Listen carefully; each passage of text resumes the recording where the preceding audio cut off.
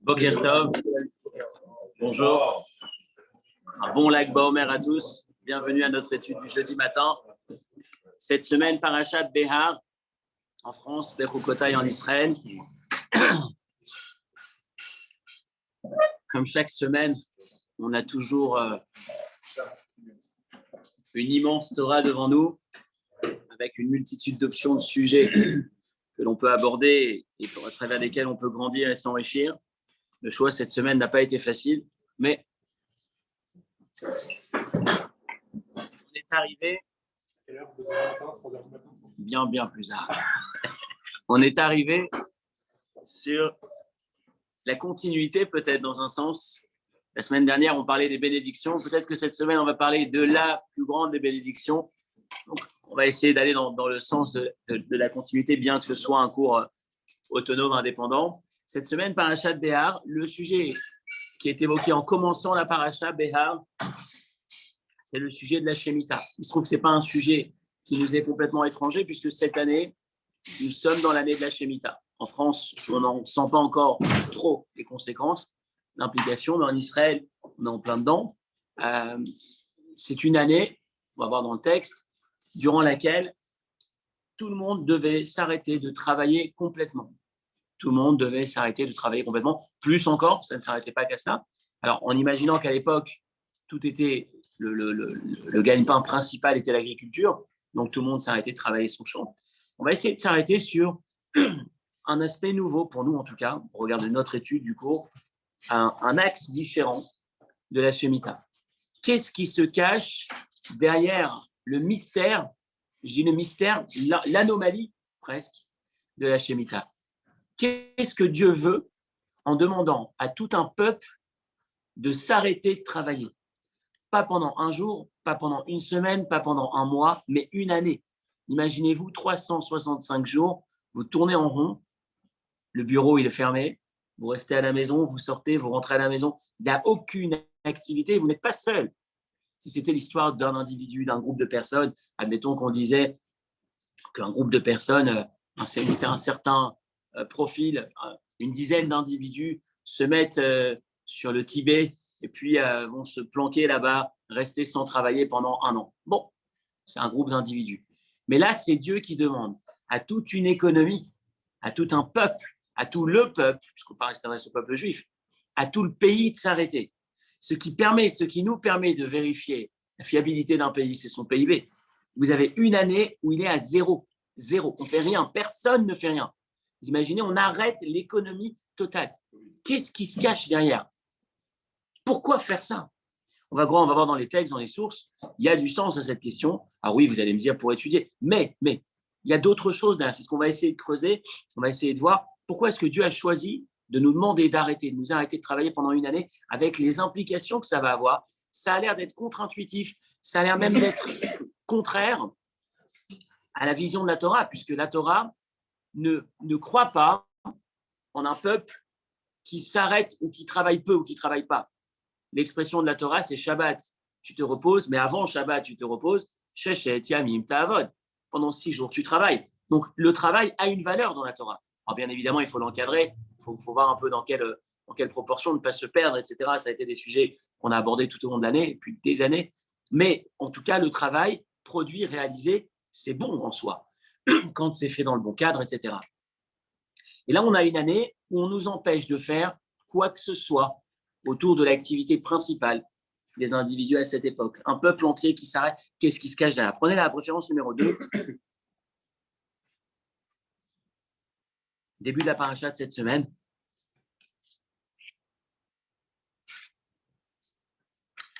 Attention, s'il y avait des gens qui faisaient d'autres métiers que l'agriculture, ils avaient le droit de travailler, évidemment. Ceux qui travaillaient dans les ports, les bateaux, la pêche. C'est 90% de l'économie, c'est que l'agriculture. Bien sûr, le cordonnier, le tailleur, c'est que ça. Hein.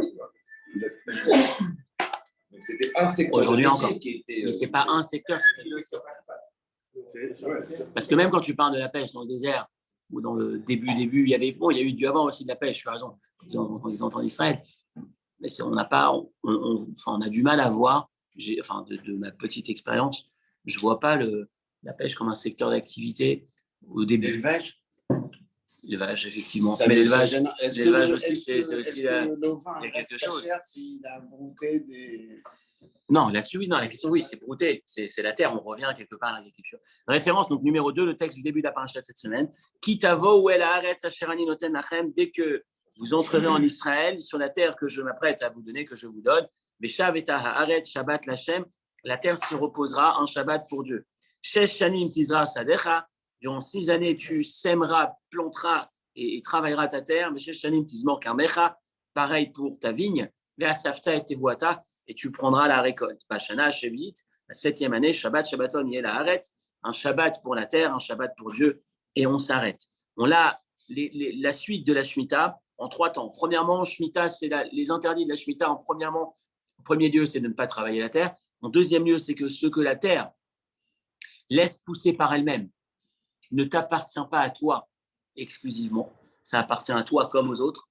Donc, n'importe qui peut entrer dans ton agriculture, dans ton terrain. Il est autant accessible quelque part qu'à toi, en tout cas pour y récupérer, pour se nourrir de ce qui peut pousser de la terre. Et la troisième implication, dans quel cas tu vas voir que ça va quand même un peu plus loin, c'est l'activité du prêt. Lorsqu'on a prêté de l'argent, la 7e année, les prêts s'arrêtent, sont annulés à la base. Annulés. Shemitah, c'est à la base, on annule un prêt. Après, on a Hillel qui a inventé, qui a mis en place le prosboul, qu'on récite justement avant Rosh Hashanah pour mettre en place, attention, je transmets toutes mes dettes au Beddin, au tribunal, de manière à ce qu'ils puissent les récupérer. Quoi qu'il en soit, à la base, le principe, c'est effectivement, on a l'impression que c'est une économie qui se met à l'arrêt pendant un an. Et là, la question évidente qui se pose, elle est posée d'ailleurs par le Maharal de Prague juste après, en citant le Midrash Rabbah. Prenez le Midrash Rabbah, référence qui suit, le texte qui suit, juste on en saute un, juste après. Gibor et Koach Oseh Devaro. Dans le psaume 120, on parle de ceux qui ont énormément de force, qui sont forts, puissants pour réaliser la parole de Dieu. Et le Midrash va dire de qui sont ces individus particulièrement forts qui réalisent la parole de Dieu. Bema Akatu Medaber, de qui on parle? Beshom Reshvi Takatu Medaber. Ceux qui arrivent à garder, à respecter les lois de la Shemitah. C'est tellement difficile. Pourquoi? Benoek Sheba Olam, habituellement, Adam Ose Mitzvah Yom Echad, un homme va réaliser une mitzvah un jour, Shabbat Echad, une semaine, Chodesh Echad, un mois, Veze, Roe Sadi ou Bora, Belicharisha ou Blizria, et celui-là va voir son champ en train de se laisser aller à l'abandon, pas labourer, pas travailler, pendant une année, Veshotek, et il se tait. Il voit son activité dépérir et il dit rien. Est-ce qu'il n'a pas besoin de force? Est-ce qu'il n'y a pas besoin de force pour pouvoir le réaliser? Donc, jusque-là, c'est la difficulté que ça représente pour nous de réaliser. D'autant plus que dans l'agriculture, moi qui ne suis pas expert, mais je lis un peu ce qu'il a pu se dire, on nous dit que le cycle habituel, c'est la terre qui travaille 2 ans. La troisième, elle a besoin d'être un peu de relâcher. Donc, c'est un cycle comme ça sur 3. Ce qui veut dire que la 6e année, c'est une année où on relâche un peu. Et c'est là où tu vas devoir tenir avec ce qui reste pour la 7e année, où tu vas la laisser en repos. C'est difficile. C'est difficile à comprendre. Mais la vraie question, elle est qu'est-ce que Dieu veut de tout ça? N'était-il pas mieux de nous dire travaille, gagne et redistribue? Une année sur 7, tu fais le bien et tout ce que tu touches, tu redistribues, tu le partages, tu l'offres. C'est pas plus beau que simplement s'arrêter, laisser la terre sans activité. Qu'est-ce qui se cache derrière ce commandement? Pourquoi Dieu souhaite qu'il n'y ait plus d'activité, qu'on ne puisse plus subvenir à nos besoins pendant un an? On doit se laisser aller avec le stress. Est-ce que cette loi de la Shemitah, c'est un fraude? Il n'est pas expliqué dans la Torah, il n'est pas justifié. Alors, c'est une bonne question. Je n'ai pas en tête, est-ce qu'il y a une explication rationnelle dans la Torah ou est-ce que je ne sais pas. Je pense que c'est. Je pense qu'il n'y a pas de. Je pense que ça fait partie. Hein? Bien sûr, c'est pas le but, c'est pas de laisser la terre reposer. Exactement. C'est pas laisser justement parce que c'est pas cohérent. Le but, c'est d'arrêter de travailler. Maintenant, est-ce que ça fait partie des chocs? Je ne sais pas, je pense, mais j'en suis pas sûr. Est-ce que la raison expliquée par le Passouk, quand on dit il faut qu'elle se repose un peu comme Shabbat, 6 jours, 7 jours, 6 années, 7 années, est-ce que ça fait partie des chocs? Je ne sais pas répondre avec certitude. Il me semble, ça a l'air, mais j'en suis pas sûr. En tout cas, pour nous, la question, l'intérêt de notre étude, c'est toujours par rapport à nous. Le message, ce qu'on va retenir, ce qu'on va pouvoir retirer de tout ça. Non, merci beaucoup. Le Netivot Olam Maharal de Prague pose la question. Im Hashem yitbarer tziva latet truma ou maaser. Lorsque Dieu nous demande de donner 10%, par exemple, tous les prélèvements dont on parlait la semaine dernière au Cohen, au Lévi, alors, ou c'est Toval et Acher, tu rends service à quelqu'un. C'est caché. C'est pas si difficile. C'est dur, tu te sépares de ta propriété, mais ça a du sens. Ça rend service à quelqu'un. Tu te consacres à quelqu'un. Mais lui, il ne rend service à personne. Ou d'avoir caché, c'est difficile, c'est dur, parce qu'il voit son argent se perdre sans qu'il y ait un sens derrière. Il n'y a rien d'aussi difficile sur terre que la Shemitah, nous dit le Maharal. Shanat Mima, une année entière où tu vois la perte financière sèche devant tes yeux pendant 365 jours. Pardon ? Ils en profitent pas tant que ça, parce que c'est pas sur l'aspect qu'ils en profitent. Ils profitent de ce qui sort par nature, ce que la terre sort naturellement. Pourquoi ? Mais pendant un an, tu n'as rien fait. Donc, ça a l'air d'être un grand gâchis. Comment ? Il y a peut-être un peu des deux. Alors, d'autant plus qu'on va nous dire qu'un des signes de l'avenue de Mashiach, c'est la réussite des fruits, la réussite agricole, la réussite économique du pays. Bizarrement, enfin pas bizarrement, Baruch Hashem, le pays Israël, la terre d'Israël, grandit, monte. Là, on dit qu'elle a, selon une des études, elle vient de dépasser l'Allemagne. Elle vient de dépasser l'Allemagne sur un des critères en termes d'économie. Ça a été élu. Non, ils sont passés au 17e rang dans un des critères de productivité. Je ne sais pas exactement lequel, comment est-ce qu'on calcule. Bon, après, je ne parle pas de cher ou pas cher, je parle en tout cas de production. Regardez la première référence. La Gemara nous dit dans Megillah, quand vous prenez la Hamida, première bénédiction, c'est la santé. Enfin, il y a l'intelligence, il n'y a pas le pardon, etc. Ensuite, on arrive à la santé, la guérison, puis ensuite, on arrive à Mevarech Hashanim, Dieu qui donne la parnassa, qui bénit les années, qu'elles soient abondantes. Juste après, on a Dieu rassemble-nous pour nous ramener en Israël. Puis ensuite, on revient à la justice, à ceux aux délateurs, ceux qui nous font du mal. Et puis ensuite, on revient après, à la fin, il y a toute une série concernant Jérusalem, Yerushalayim, le Mashiach, etc., etc.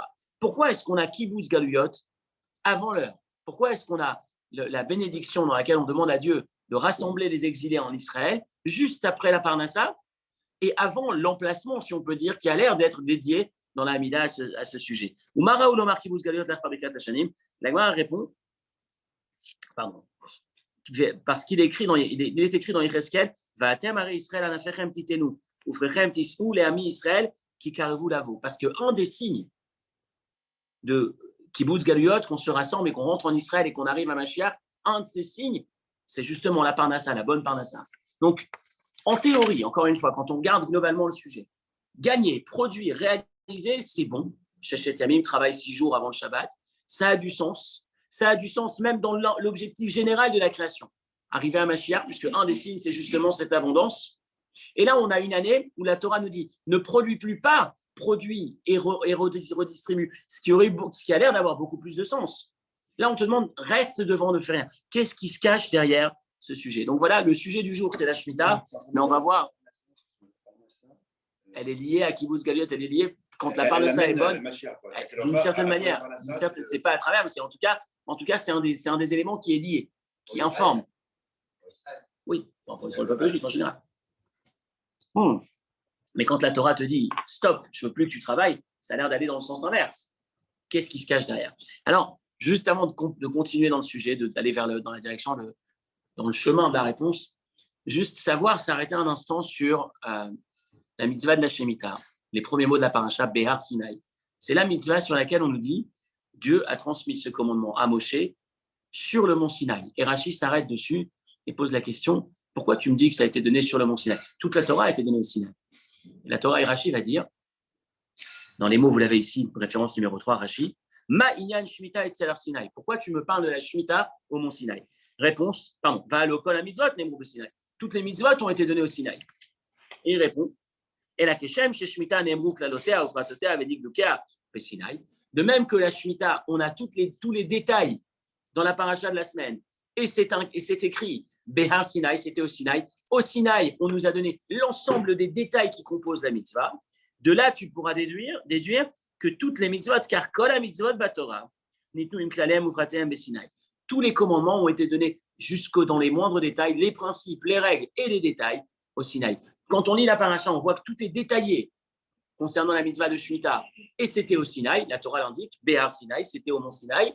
Alors de là, tu vas déduire que l'ensemble des mitzvot, tous les commandements de la Torah ont été donnés aussi au Sinaï, jusque dans leurs moindres détails. Et la question qui vient à l'esprit, c'est et pourquoi c'est la Shemitah qui a été choisie comme mitzvah qui vient du Sinaï?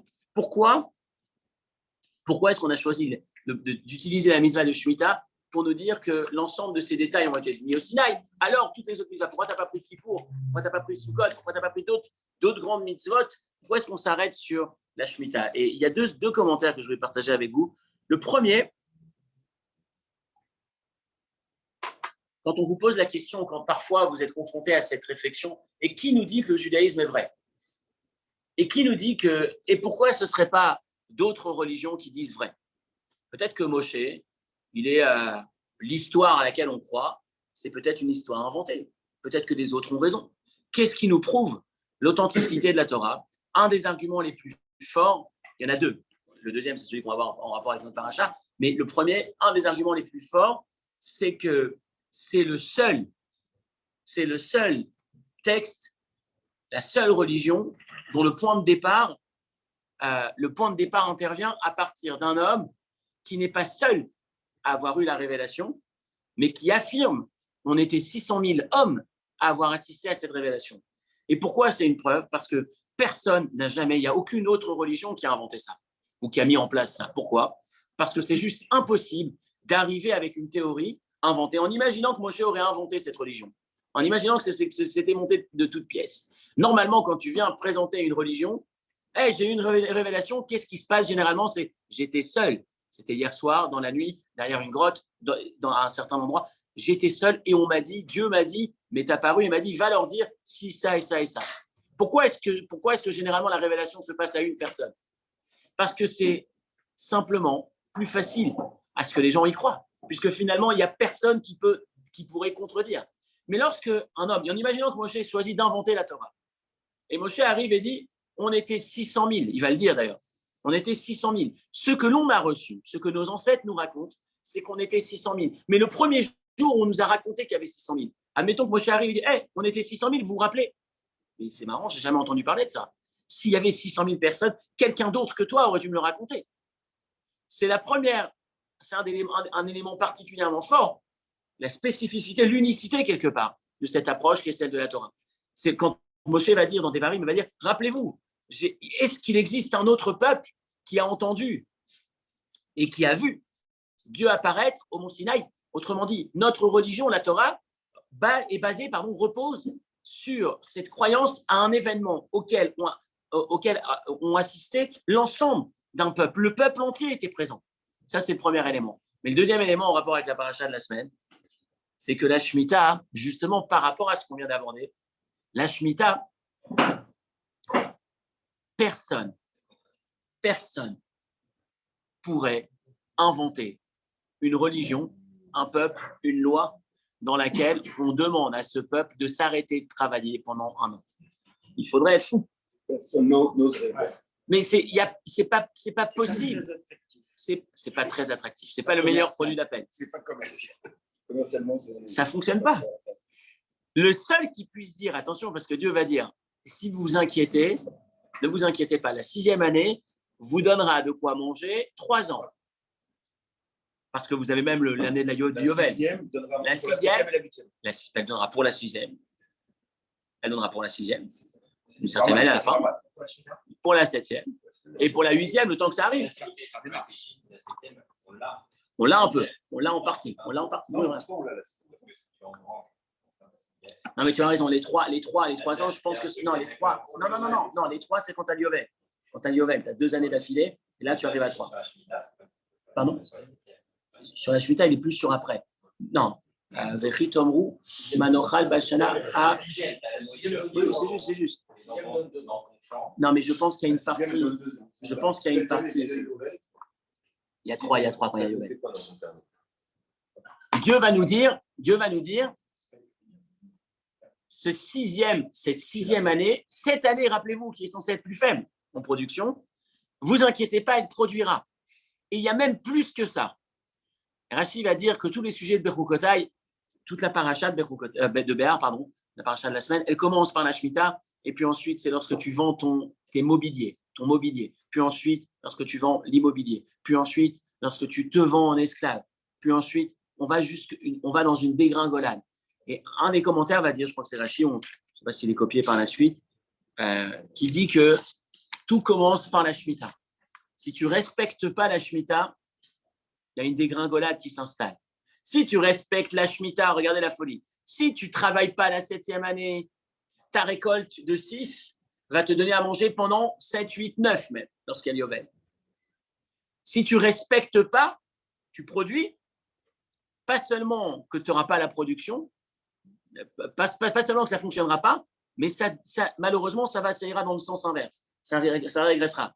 On a ce mystère, cette folie. La folie de la Shemitah, c'est Behar Sinai. C'est effectivement l'élément qui nous permet de comprendre qu'il n'y a que Dieu qui a pu dire ça à Sinaï. Donc voilà pourquoi est-ce que le fameux Behar Sinai, la Shemitah a été donnée au Sinaï. Pourquoi est-ce qu'on a choisi de mettre l'accent sur la Shemitah spécifiquement au Sinaï? Parce que c'est la Shemitah qui est forcément du Sinaï. Quand on te raconte le commandement de la Shemitah, tu as tout de suite à l'esprit, ça peut être qu'au Sinaï. Il n'y a que Dieu qui peut donner un commandement pareil. Personne d'autre n'aurait pu inventer une règle aussi difficile à mettre en application avec des garanties. On est en train de te promettre que tu t'en sortiras alors que c'est totalement contre-intuitif, totalement improbable. Et quand même, il le fait. Donc, on referme la parenthèse, on revient à notre question. Quel est le but dans tout ça? Pourquoi est-ce que Dieu nous demande d'arriver à cette Shemitah, à cette année où on ne travaille pas? Pourquoi pas travailler et ensuite reverser? Et la réponse, en tout cas l'approche qu'on va voir cette année, on a pu en voir d'autres sur le sens de s'arrêter, étudier, etc.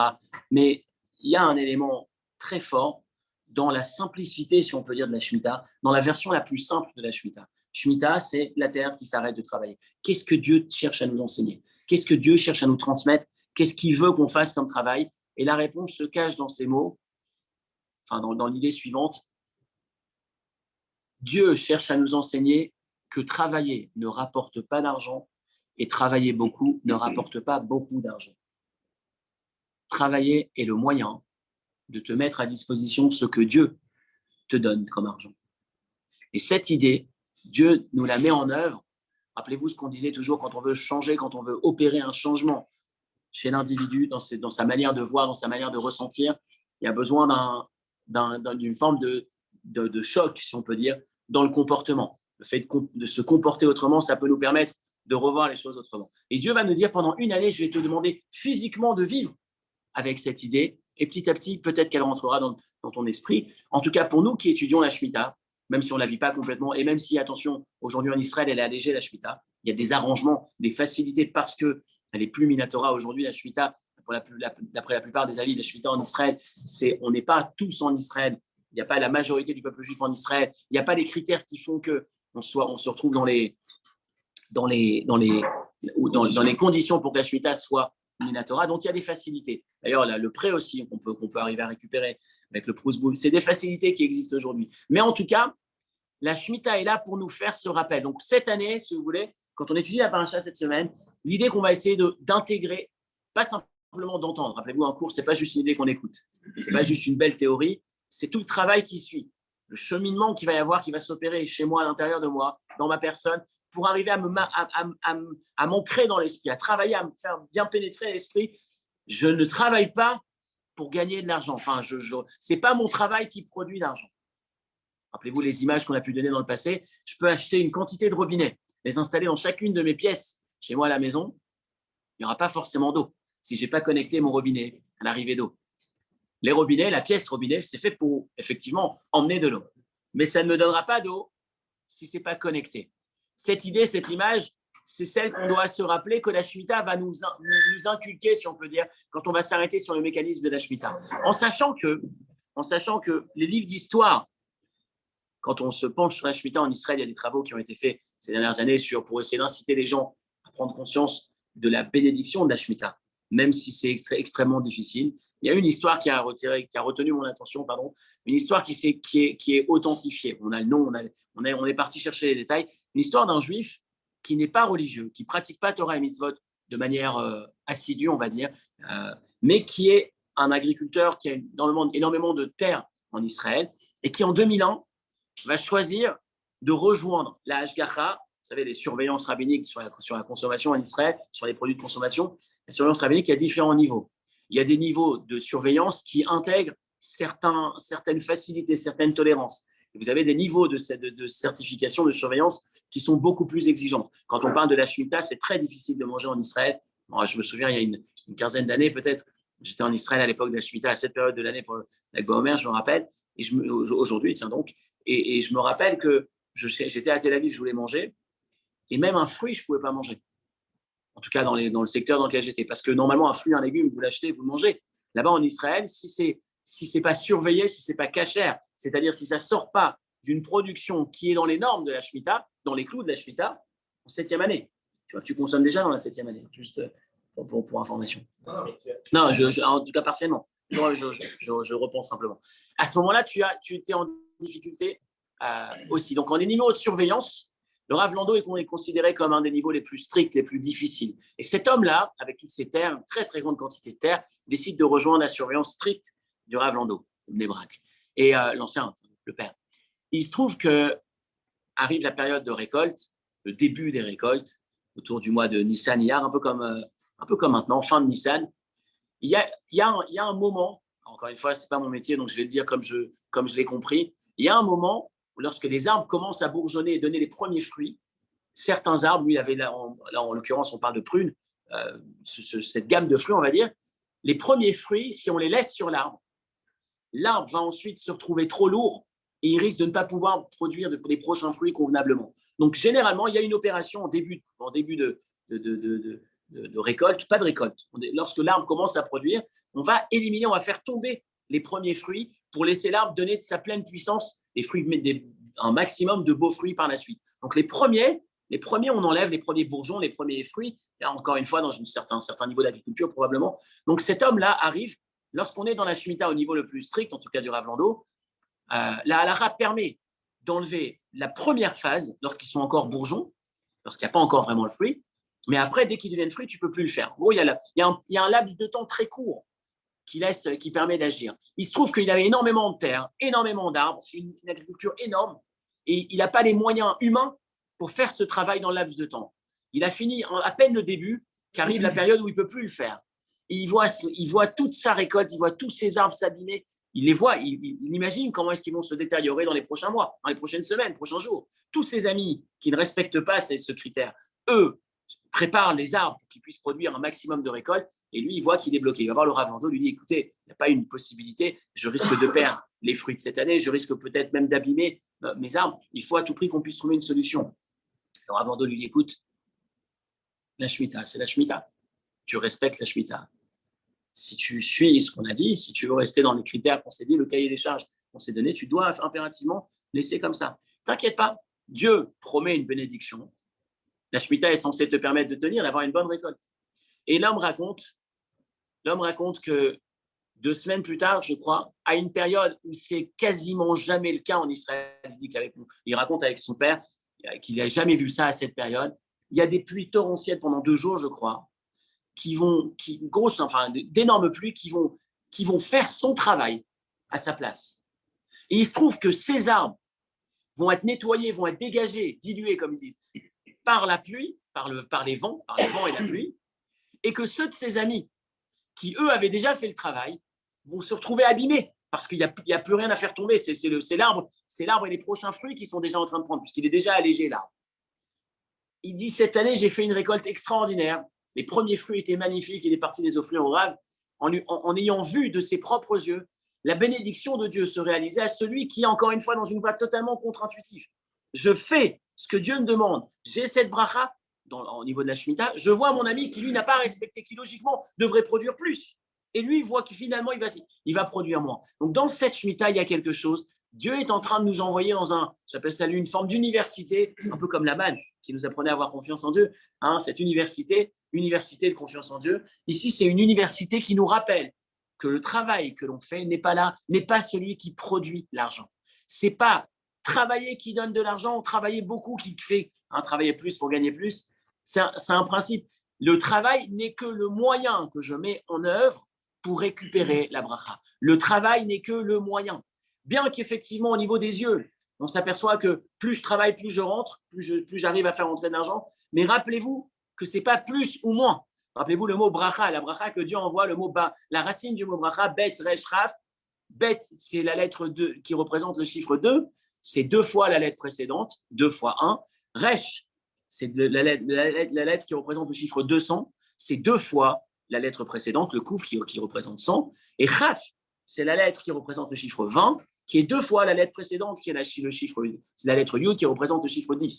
Donc, barer, la bénédiction, c'est pas forcément faire ou récupérer, c'est dans peu.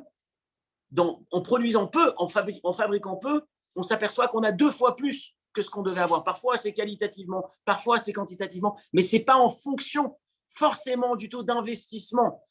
Qui n'est pas aujourd'hui à la recherche de cette stabilité économique? Laisser son argent travailler pour soi, essayer d'avoir une forme de sérénité en trouvant les différents moyens modernes qui nous permettent de produire ou d'assurer notre avenir. La Torah nous dit, tu veux savoir quel est le bon chemin? Ne te perds pas. La Shemitah te le rappelle. La Shemitah te rappelle que l'argent que tu gagnes, ce n'est pas toi qui l'as produit, tu te permets de la récupérer. Ne confonds pas, ne te perds pas. On va voir où est-ce que ça nous emmène. Mais c'est le point de départ. D'où l'importance pendant la Shemitah. Si on a dit 1 an sans travailler, mais c'est fou. Pourquoi? Quel intérêt? Le travail, l'objectif atteint. Lorsque pendant 1 an, tu vois cette terre, c'est te rappeler que même lorsque tu travailles la terre, c'est toujours Dieu qui t'envoie la bracha. Et on va avancer dans notre réflexion en utilisant le thème du Birkat Amazon. Je vous disais tout à l'heure en introduction, on a parlé des bénédictions la semaine dernière, on va essayer de continuer sur le Birkat Amazon. Le Birkat Amazon comporte 4 bénédictions. À la base, 3. Puis ensuite, on a ajouté une 4e. D'ailleurs, quand vous faites Birkat Amazon en Shulchan Aruch, il s'appelle les 3 bénédictions. Et lorsque vous faites à la Michia, ça s'appelle la bénédiction, l'aperçu des 3 bénédictions. Mais En Shalosh. Pourquoi 3? Parce que le Birkat Amazon, initialement, c'était 3. Et ensuite, il y a eu la 4e. Quelle est la structure? Qui a inventé ces bénédictions? La première, c'est Moshe. Moshe a inventé, écoutez bien, la première bénédiction, Moshe l'a inventée quand? Lorsqu'il a vu la manne tomber du ciel. Il a dit, waouh, Azan et Taolam, Kulo Betuvo. Première bénédiction, Dieu nourrit le monde entier par sa bonté. Ensuite, un peu plus tard, on a Yehoshua. Yehoshua, son élève qui va entrer en Israël. Et il va dire, Nodel Echa, merci mon Dieu, nous avoir donné à la Haaretz, à l'Amazon, la terre et la nourriture. Donc maintenant, je dis merci pour la nourriture, mais je dis aussi merci d'avoir la terre. C'est le sens de la 2e bénédiction. 3e bénédiction, c'est David et Shlomo qui les ont mis en place. Lorsqu'on arrive à Yerushalayim, on récupère Jérusalem, on s'installe à Jérusalem et on construit le Beth Amikdash. Où venait Yerushalayim, toute la bénédiction de Hachem qui fait référence à la construction du temple. La 4e interviendra après, en exil, lorsque les assassinés, les victimes de Bétar, ceux qui ont été tués à Bétar, ont pu, pendant un moment, ils ne pouvaient pas être enterrés. Lorsqu'ils ont eu l'autorisation, lorsqu'on leur a permis d'avoir accès, de pouvoir se faire enterrer, alors le peuple juif a organisé, a structuré une 4e élection, à Tov Ametiv, Dieu qui est bon et qui fait le bien, qui nous a permis de pouvoir le faire. Mais en tout cas, posez-vous la question, est-ce qu'aujourd'hui on reçoit le pain du ciel, la manne? Non. Quel pain on mange? Le pain qu'on a fabriqué nous-mêmes. Alors pourquoi faire son Birkat Amazon en commençant par la première bénédiction? Saute la première. La première bénédiction, c'est Moshe qui l'a fait lorsque Dieu a envoyé le pain du ciel. Là, tu dis Hazan et Taolam, Kulo Betuvo, Dieu, c'est extraordinaire. Mais à partir de Yehoshua, le pain ne tombe plus du ciel. Le pain, tu vas le faire, c'est toi qui vas le fabriquer de la terre. Donc élimine cette première bénédiction. À quoi bon réciter encore cette première bénédiction actuellement où nous n'avons plus le pain du ciel? Pourquoi on continue à réciter cette bénédiction? Et la réponse qui est donnée,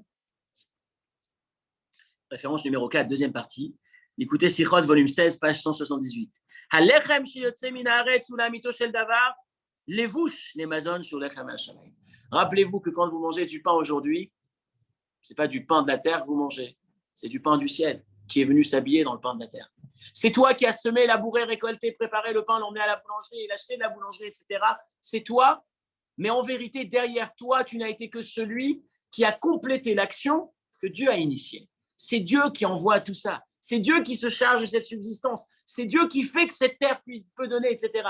On veut que tu t'en souviennes. C'est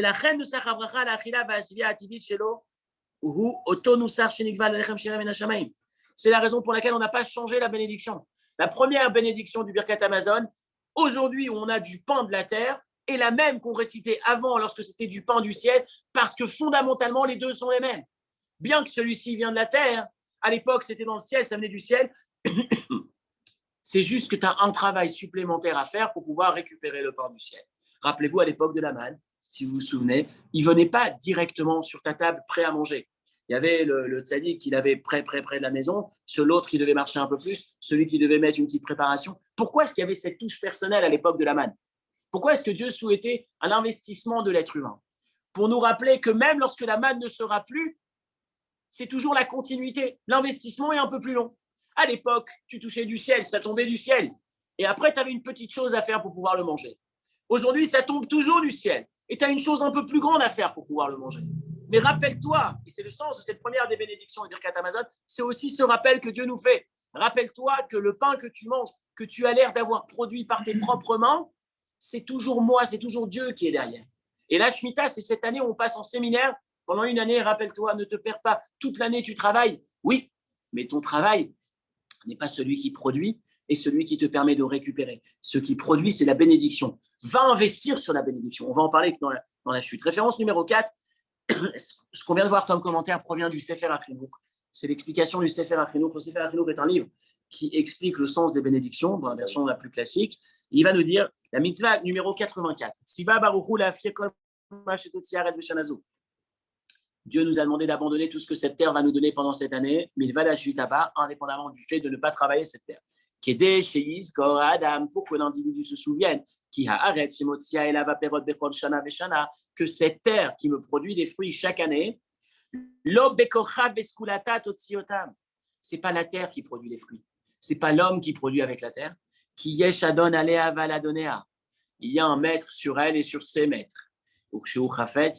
Mais quand il le souhaite, il nous demande simplement, toi qui es propriétaire de cette terre, de laisser cette terre à l'abandon. Ne t'inquiète pas, c'est toujours moi qui suis là. C'est ce rappel que Dieu cherche à nous inculquer. Ne te perds pas dans le travail, ne considère pas de trop, quelque part, le pouvoir du travail. Le travail, c'est pas plus tu travailles, plus tu gagnes. Et c'est ce qu'on va essayer de venir, ce vers quoi on va essayer d'aller aujourd'hui. On va essayer d'aller au bout. On va essayer d'aller au bout de l'idée. Dans les 3-4 dernières minutes qui nous restent, quel est le sens de tout ça? Où est-ce que ça nous emmène? Premier élément, et je voudrais vraiment qu'on lise ce dernier texte, la dernière référence, c'est un passage du Hayom Yom que je vous invite vraiment à... On l'a déjà étudié, je pense. Hayom Yom, c'est ce texte que le Rabbi a compilé, une pensée par jour. Et il y a un jour, c'est celui-là. Be'egia hagedola beyoter. On peut y mettre l'effort le plus important. I efshar le'arviar cent echad. Il est impossible de gagner ne serait-ce qu'un cent de plus que Me'asher Kava Akadosh Baruch Hu, que ce que Dieu a fixé. Dieu a défini que tu vas gagner une certaine somme cette année. Tu peux te dépasser autant que tu veux. Tu ne dépasseras pas d'un cent ce qui a été prévu. Ça ne veut pas dire reste les bras croisés. Il faut faire tout ce qui est en ton pouvoir, tout ce qu'il faut faire, tout ce qui est nécessaire. Ariesh Lizkor, mais il faut nous rappeler, nous souvenir, chez Kola Avoda Ena Ela Tafen, que le travail n'est que secondaire, ou Birkat Shamaï Miyaïkar, la bénédiction du ciel est essentielle. Et à bracha, marvichim. Alors, comment est-ce qu'on fait pour gagner cette bracha? Marvichim, ka'asher mitnagim, leyudi acher karaoul. On gagne cette bénédiction lorsqu'on se comporte avec un autre convenablement. Mitpalelim betzibur, lorsqu'on arrive à prier en communauté ou renforcer cette notion. Shomrim Shabbat beidou, lorsqu'on arrive à respecter Shabbat ou améliorer, embellir son respect du Shabbat.